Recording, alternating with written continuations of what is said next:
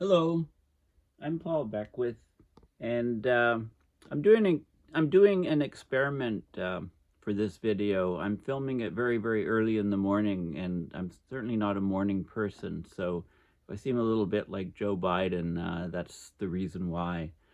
So I want to talk about the tropical storms. The hurricanes, cyclones, typhoons. That's what they're called in various parts of the world.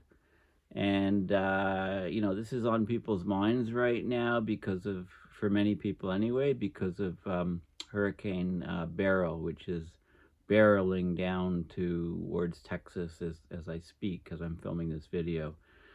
So there's no question that hurricanes are getting stronger. The oceans are getting much warmer, and the oceans act as fuel for these storms. So it's just logic 101 that with much warmer ocean waters, we're likely to get much higher intensity hurricanes. And in fact, I've been argued many years ago with these increasing intensity of these storms from climate change that we needed to extend the Saffir-Simpson scale, which goes up to category 5 at the moment. We need to add category 6, and in this video I'm also arguing that we might as well add category 6 and category 7 terminology to these scales to cover what is happening right now. So let me get right into some of the most recent work and thoughts on adding category 6 or even category 7. So I want to first show you this this quote here. So in a newspaper article published in November 2018, NOAA research scientist Kim Jawson said that the potential for more intense hurricanes was increasing as the climate warmed, and suggested that category 6 would begin at 195 miles per hour, which is 85 meters a second, 170 nautical miles per hour, or 315 kilometers per hour, and also suggested that a further hypothetical category 7 began at 230 miles per hour, which is 105 meters a second, 200 knots, 370 kilometers an hour. I would say category 6 is probably better to start at 192 miles per hour, and I would start category 7 at about 100 meters a second, which works out to about 220, 225 miles per hour. We should definitely add a category 6, right? This is the proposal here in 2024, to have 192 miles per hour, or 309 kilometers per hour, being the new category 6, and then also definitely somebody else suggested 190 miles per hour, and I would suggest that we may as well add a category 7 while we're at it. Okay, so this is on the Saffir-Simpson scale, the wiki page. But let's go to the recent article here by Michael Mann that was published just a couple months ago, saying CAT6 hurricanes have arrived. Okay, so he says that he's been arguing for a number of years, as well as myself. I've already mentioned that I've been talking about it for quite a few years. We need a category 6. We're actually experiencing these category 6 storms now, and we've already had a category 7 storm, or been very close to having it already. So we're getting these new monster storms and their power and strength and destructive capability is not fully representative by the existing Saffir-Simpson scale, which only goes up to category 5. So it's just a we're talking about a logical extension of this scale. Man says to CAT6, I say that we should, go all full speed ahead and include category 6 and category 7. Okay, so the traditionally defined category 5 strongest storm just doesn't cut it anymore. And, it's been a matter of opinion, up until recently, right? But now there's a new article, a new peer-reviewed paper by Wenner and Cosson, and this paper here is called The Growing Inadequacy of an Open-Ended Saffir-Simpson Hurricane Scale in a Warming World. This paper just came out recently, so it argues that we need to go up and add category 6. It doesn't mention category 7, but I think, like I said, we should really add that too while we're at it. Okay, so they, in this peer-reviewed paper, they lay out a rigorous objective case for expanding the scale to accommodate climate change-fueled tropical cyclones that are qualitatively stronger and more destructive than conventionally defined category 5 storms. So the fact that hurricanes are expected to become stronger with warming from climate change is well established. So we can approximate a hurricane, the thermodynamics, the heat and dynamics of the hurricane, as a Carnot engine. Now, a Carnot engine is an idealized heat engine that does work through the compression and expansion of an ideal gas.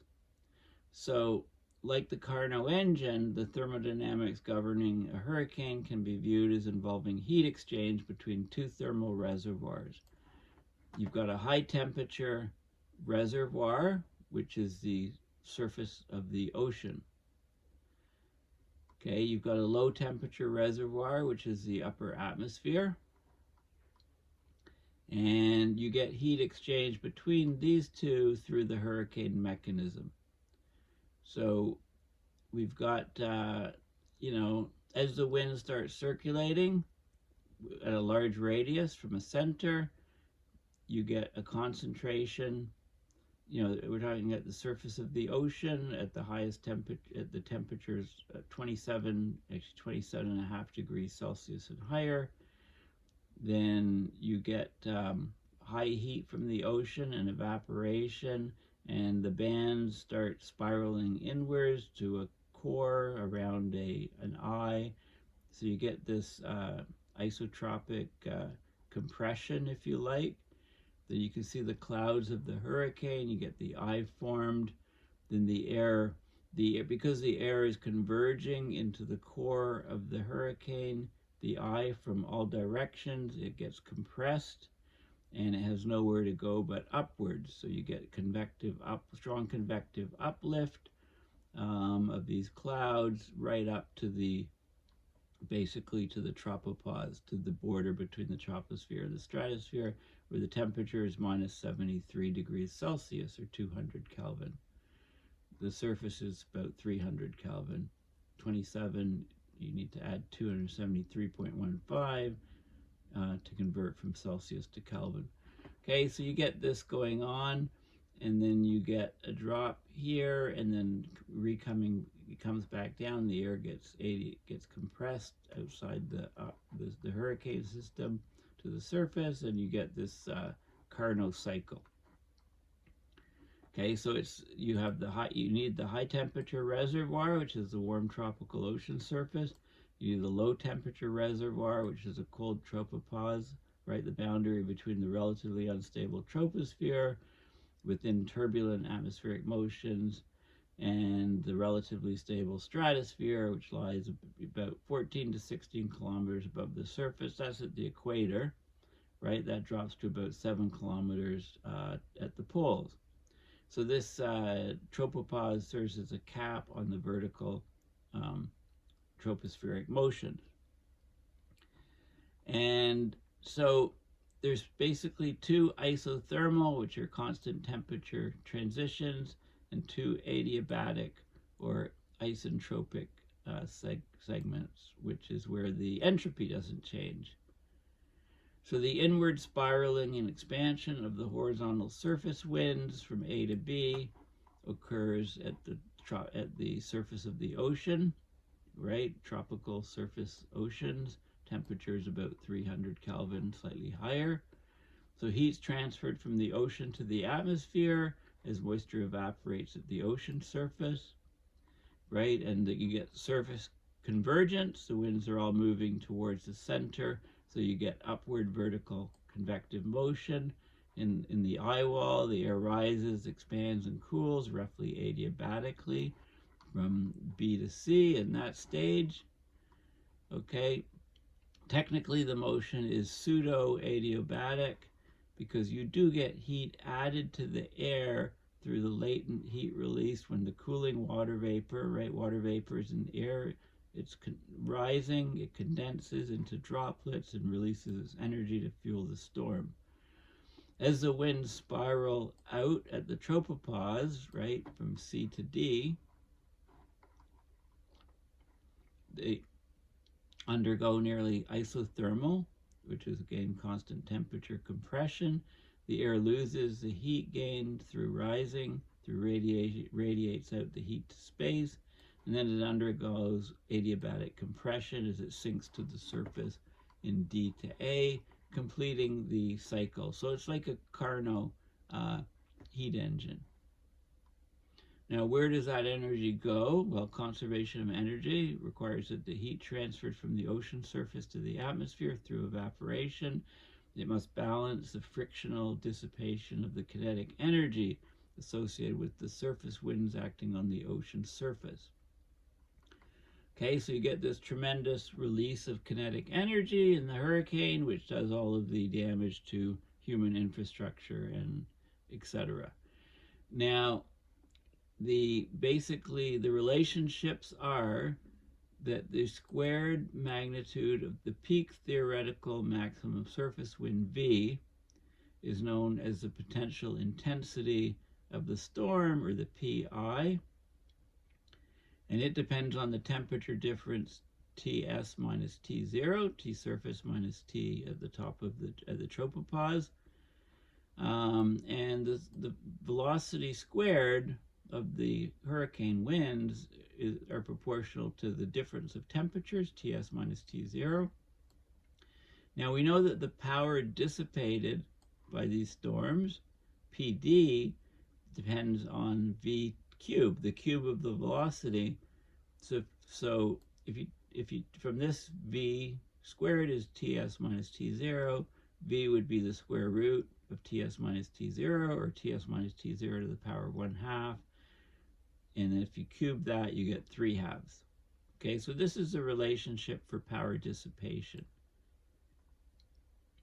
And, so if this, holds as the water temperature and atmospheric global temperatures rise, then clearly you get clearly as temperature rises, you get stronger and stronger storms. You get higher and higher wind velocities in the hurricanes. Okay, so PI increases linearly with surface warming, right? That's the T proportional to Ts minus T0.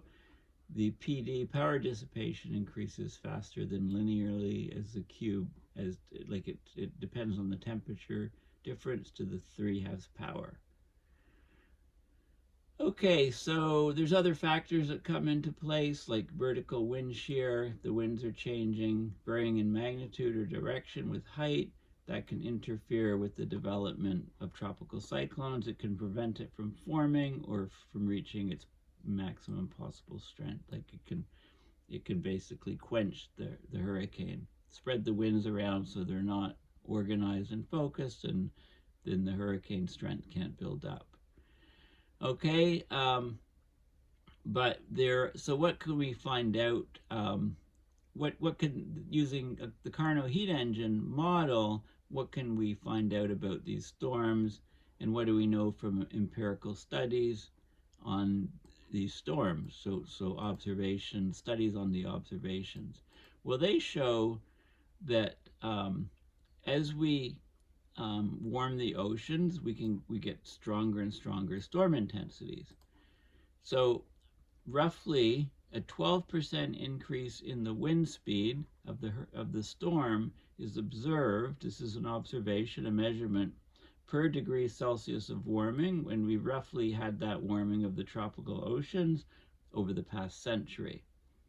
This is for the strongest, the upper 10% of the hurricanes.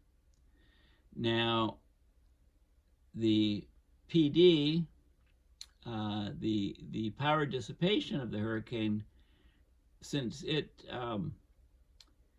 depends on V cubed, V has become 1.12 V, and if you take 1.12 and take the cube of it, you get 1.4 roughly. So you get roughly a 40% increase in the destructive potential of the storm as measured by the power dissipation. This is a large factor, a 40% increase in destructive potential of hurricanes. It's not a modest increase, it's a very strong increase, and we need to adjust our be aware in coastal regions and communicate to people that these storms are much, much more powerful. And we've already seen much more intense, more destructive hurricanes. They've already emerged as climate change worsens. So therefore, we need a Category 6 class of hurricanes, and I would argue we're on the border, the threshold of even needing a Category 7 storm. Now, why don't we have them already? Why don't we recognize CAT6 and even CAT7 storms at the moment?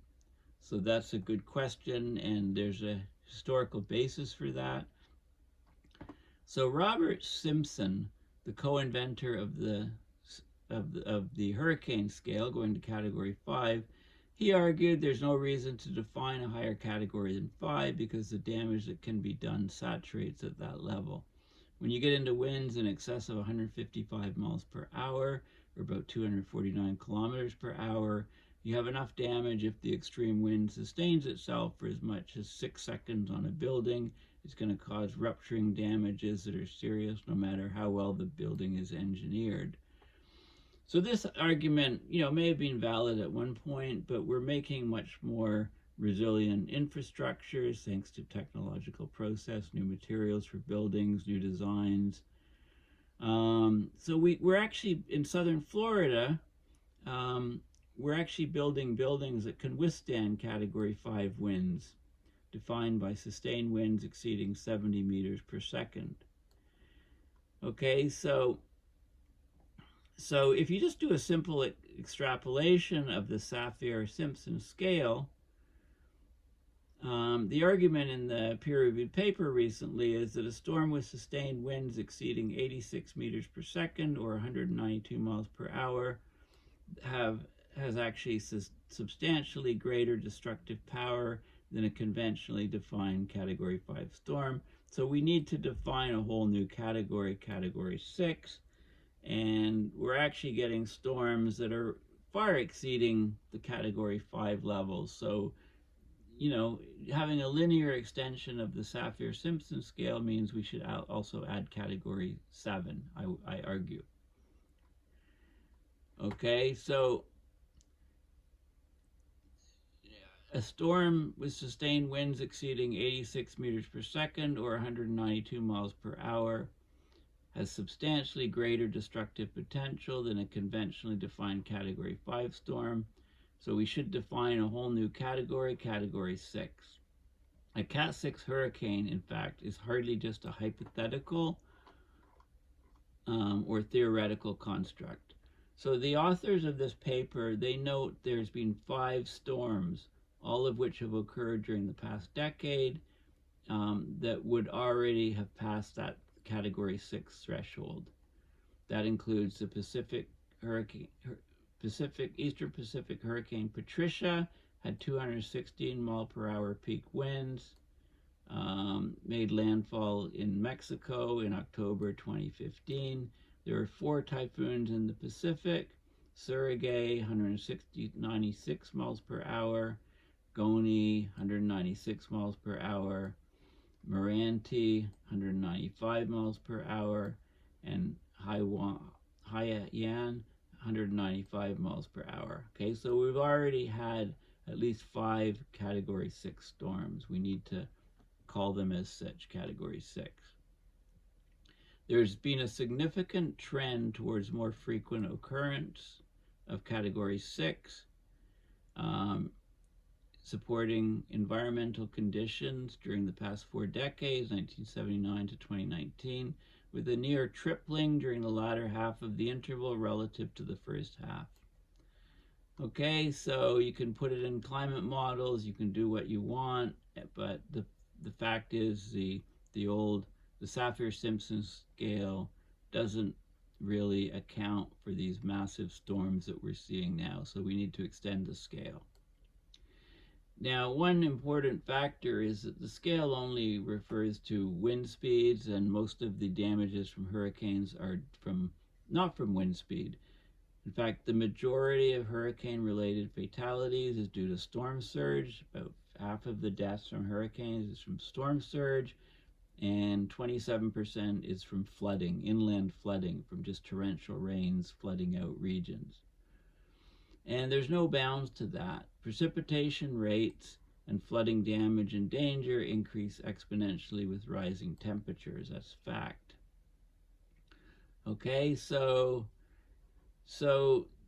it's also important to have the change in messaging. So it's, when people hear CAT6, they kind of like, whoa, what's that? CAT7, even more. It's very important for communicating the power of these storms to add these categories to better inform the public, especially so that they take these storms more seriously.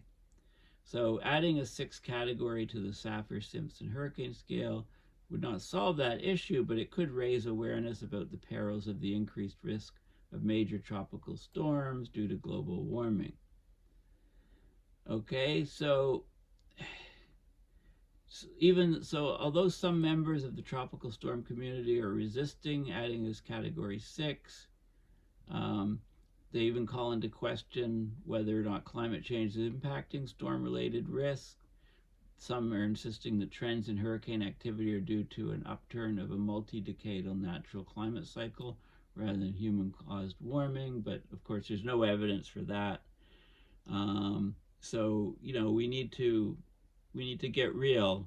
Our world has changed. We need to update our scale, change it, add Category 6 to represent what the situation we have today. That's the argument. I say we also need a Category 7. Okay, so let's have a look at some of the things about the scale. So if I just do a Google search in images on Saffir-Simpson hurricane scale, I get all of these different images and explanations of what the scale is. And you can see the categories, the miles per hour of the wind speed and the types of damage. You can look at the difference. So we got a 21 mile per hour gap here.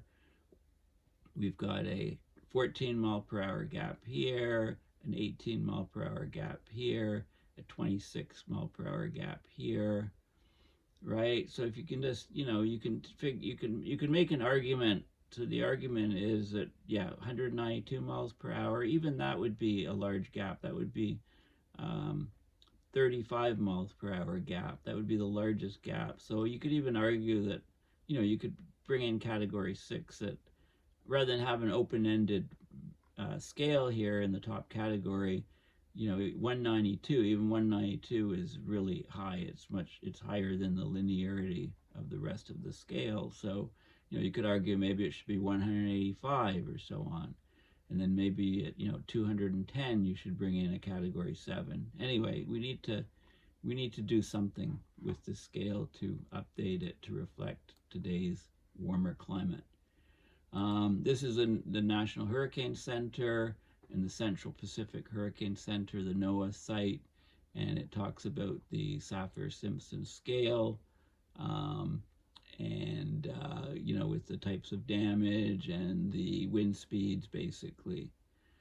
Okay, so catastrophic damage with 5, but we need to bring in, like I said, 6 and 7. This is the National Weather Service, National Hurricane Center, also talking about the Saffir-Simpson scale. So there's lots of information out there. The wiki page on the Saffir-Simpson scale is excellent. It talks about the origins of the scale. It's based on the highest wind speed averaged over a 1-minute interval, 10 meters above the surface. It talks about how they do it slightly differently in the Central Pacific. And it's the official hurricane scale. It was mostly designed for the Atlantic Ocean. They use slightly different criteria for the Pacific. It was a scale developed in 1971 by a civil engineer, Saffir, and a meteorologist, Simpson, who was a director of the U.S. National Hurricane Center at the time. And, basically it defines the different categories and so on. But I already talked about some of the criticism of the scale and proposed extensions. This is a good section, actually. So so with the much stronger storms since about 2005, a few newspaper columnists and scientists brought up the suggestion of introducing Category 6, and I was in those voices, pegging Category 6 to storms greater than 174 or 180 miles per hour. Okay, so there were other storms where other people were pegging it at, so there was an article, and I talked about this at the very beginning, about suggesting Category 6 begins at 195. And there were more recent calls in 2024 about adding Category 6 with a minimum wind speed of 192 miles per hour. Okay, so the details need to be worked out. And I would argue we're already getting close enough to add Category 7 as well as Category 6 is my suggestion. Okay, and that was also, talked about here. Further, hypothetical Category 7 could begin at 230. I would say at 100 meters per second, which is about 220, 225 or something like that, 220, 225. Okay, so anyway, that's where you have it.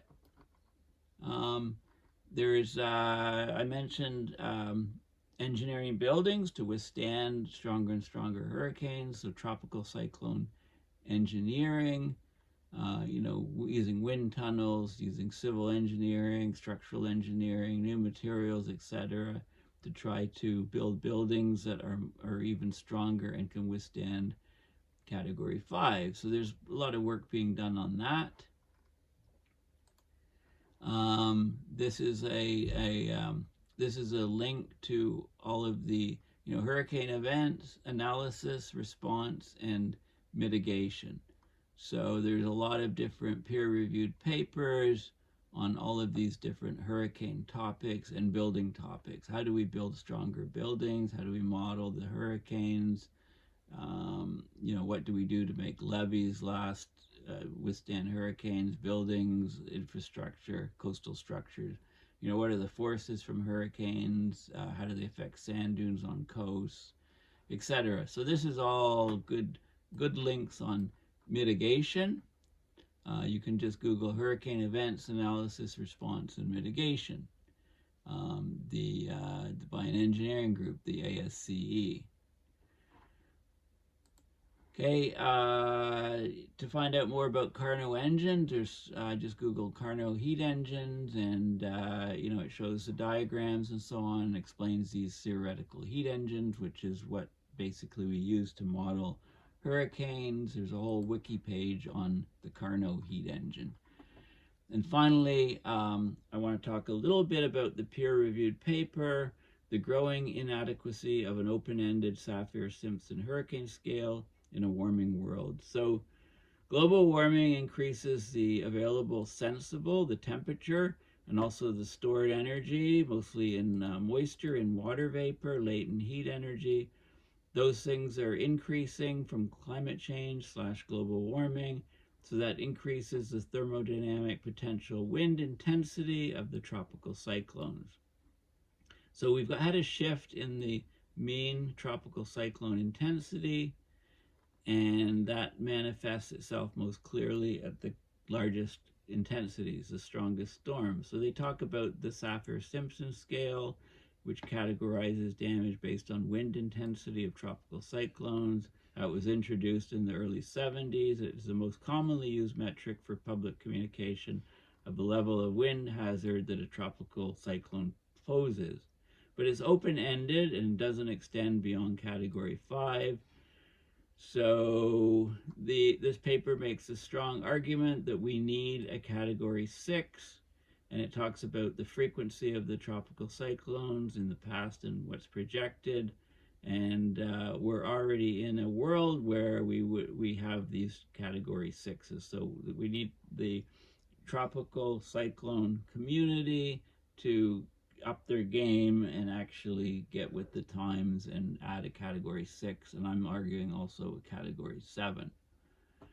Okay, so they talk about the history of the scale, and these are the current and hypothetical hurricane wind scales. So up to Category 5 is greater than 70 meters a second, or 157 miles per hour.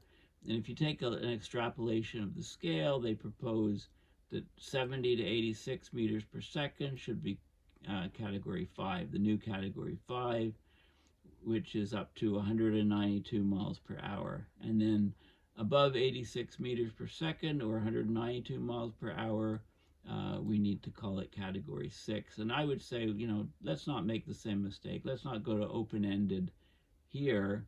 For 6, let's have 6 should be something like, say, 86 to 100 meters a second, and then over 100 meters per second, we need Category 7. Okay, that's not in this paper, but I think that's what we should be doing.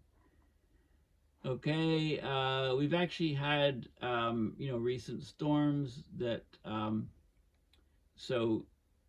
they talk about, we've had 197 tropical cyclones that were classed as Category 5 during the 42-year period from 1980 to 2021. Half of those have been in the last 17 years. 5 of those storms exceeded our hypothetical Category 6. So if we use this as Category 6, then 5 of those storms exceeded Category 6, and they've all occurred in the last 9 years of the record.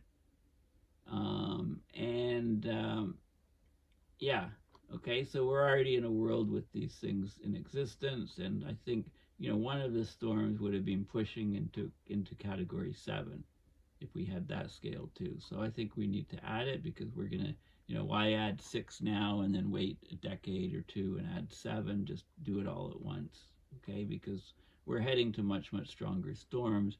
Here's the wind speeds for the Saffir-Simpson categories. So here's Category 5 is anything above this.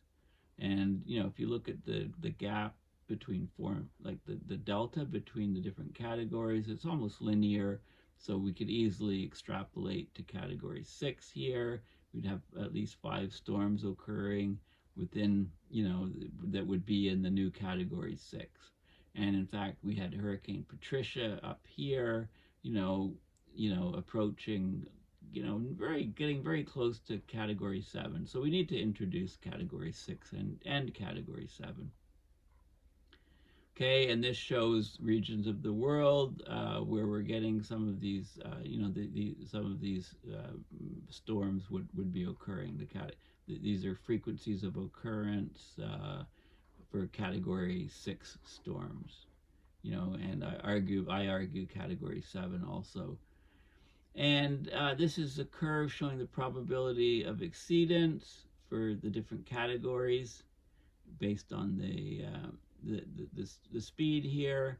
And you can see 1979 to 1998 is the blue curve, but we're getting more and more of these high-end storms in the red curve. That's from 1999 to 2018. If you focus on here and look at the difference, there's a 2.6 times increase where the wind speeds would be greater than 86 meters per second. So this is the CAT6 storms, right? And we could argue the same thing for CAT7. Okay, so basically, it doesn't make sense just to stick with our existing hurricane scale. We definitely need to add Category 6, and I'm arguing we may as well add Category 7 at the same time, because we're very, very close. We're actually experiencing these upper end scale storms today, in today's world, with the climate change and global warming that we've already seen, and it's only going to extend out into stronger and stronger storms as we get more and more warming, especially ocean warming. And we know that over 90% of the heat absorbed on the surface of the Earth is actually going into the oceans to warm the oceans, to increase the size and the diameters and strengths and frequencies of occurrence of these super storms, if you like. Okay, well, thank you for listening. Please consider going to my website, paulbeckwith.net, and donating to my PayPal to support my research and videos. Thanks again, and bye for now.